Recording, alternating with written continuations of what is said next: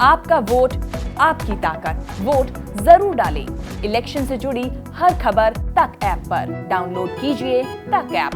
नमस्ते, मैं अविचल दुबे। न्यूज तक को आप नए रंग रूप में देख रहे हैं, लेकिन रौनक वही है, एक्सप्लेन करने का तरीका वही है जैसे आप लगातार पसंद करते आ रहे हैं। रूस और यूक्रेन के बीच युद्ध की आशंकाओं के चलते तनाव बना हुआ है। इसमें इंडिया के लिए बड़ी खबर ये है कि इंडिया के 18 से 20 हजार छात्र वहां फंसे हुए हैं। 18 से 20 हजार छात्र जो हैं वो ज़्यादातर मेडिकल और इंजीनियरिंग करने गए थे और वो अभी फंसे हुए हैं। इसको लेकर भारत सरकार लगातार इस पर नज़र बनाए हुए है और कई सारी एडवाइजरी भी जारी कर रही है। रूस में फंसे हुए भारतीय छात्रों को लेकर यहाँ उनके परिजन काफ़ी ज़्यादा परेशान है। इसके साथ ही भारतीय छात्रों ने भी अपील करी है कि उनको किसी भी तरह से निकाला जाए। इस बीच कई सारी जो फ्लाइट्स की टिकट हैं वो कई गुना महंगी हो गई। लेकिन इसमें एक बड़ा सवाल ये आता है कि आखिर इतने ज़्यादा छात्र यूक्रेन जाते क्यों हैं, खासकर मेडिकल की पढ़ाई करने के लिए। तो अगर एक लाइन में समझें तो बात यह है कि भारत के हिसाब से वहाँ पर जो मेडिकल की पढ़ाई है, यानी कि जो MBBS बनने का खर्चा है, वो काफ़ी ज़्यादा कम है। काफ़ी ज़्यादा कम कैसे है, तो इसको आप ऐसे समझिए कि भारत में MBBS के लिए जो सीट हैं वो करीब 88,000 हैं और जो लोग अप्लाई करते हैं वो करीब 8 लाख हैं। तो करीब 7.25 लाख जो स्टूडेंट्स हैं वो रह जाते हैं कि किसी भी तरह से MBBS की पढ़ाई कर सकें। इसमें कई सारे जो छात्र हैं वो अलग अलग देशों में अप्लाई करते हैं जिससे वो MBBS यानी कि मेडिकल में अपना बैचलर्स कर सकें।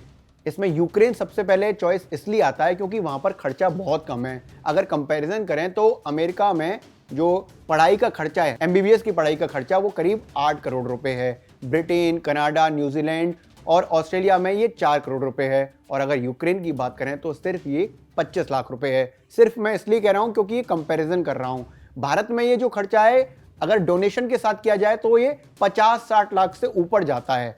अगर आपका सरकारी कॉलेज में दाखिला हो रहा है तो बात अलग है, लेकिन जब आपको सीट नहीं मिलती है, जब आपका नंबर 88,000 छात्रों में नहीं आता है, तो आप फिर डोनेशन के जरिए MBBS पूरा करना चाहते हैं। ऐसे में डोनेशन के साथ MBBS की जो पढ़ाई है वो 50-60 लाख से होकर 1 करोड़ तक चली जाती है। इसलिए लोग यूक्रेन चले जाते हैं, यानी कि यूक्रेन से MBBS की डिग्री पूरी करना चाहते हैं। इसी वजह से इस वक्त जो सबसे ज्यादा छात्र यूक्रेन में फंसे हुए हैं वो मेडिकल की पढ़ाई करने वाले हैं। अब इसमें एक बड़ा सवाल आता है कि जिन छात्रों का एडमिशन भारत में नहीं होता है, यानी कि वो उस मेरिट को क्रॉस नहीं कर पाते हैं जिस पर उनको सीट मिल जाए, तो क्या सिर्फ वो यूक्रेन जाते हैं? नहीं, कहीं और भी जाते हैं, लेकिन ज्यादातर यूक्रेन को चूज इसलिए करते हैं क्योंकि पैसा जो है, यानी कि जो एडमिशन की फीस, यानी कि जो पूरा MBBS कंप्लीट करने की जो फीस, वो यूक्रेन में काफी कम है। एक बड़ा सवाल यहाँ पर ये आता है कि भारत में जो छात्र वापस आते हैं यूक्रेन से MBBS कंप्लीट करके, यानी कि मेडिकल की पढ़ाई करके, डॉक्टरी की पढ़ाई करके, वो भारत में मान्य किए जाते हैं। एक बार में उनको ऐसा कह दिया जाता है कि अब आप यहाँ पर प्रैक्टिस करने के लिए एलिजिबल हैं, तो जवाब है नहीं।